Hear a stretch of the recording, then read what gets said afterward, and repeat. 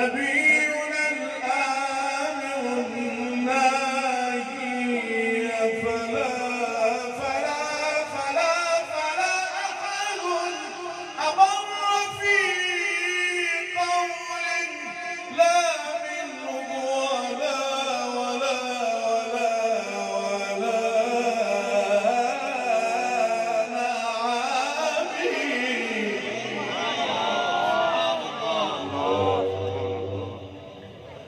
هو الحبيب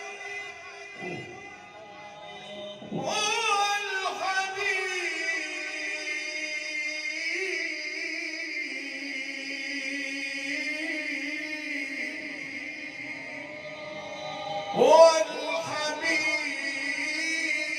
الذي ترجى شفاعته لكل هول من الأهوال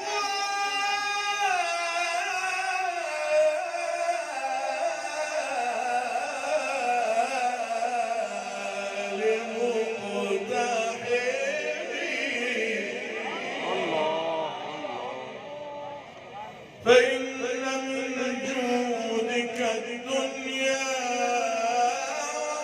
وضرتها فإن من جودك الدنيا وضرتها ومن علومك علم اللوح والقلم يا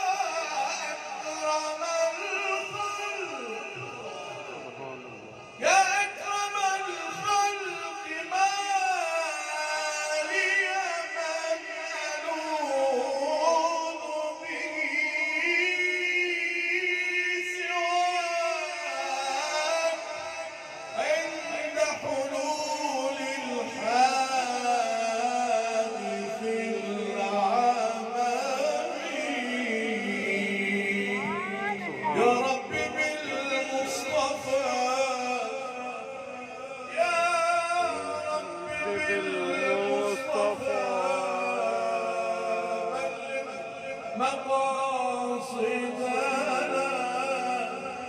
واغفر لنا ما مضى يا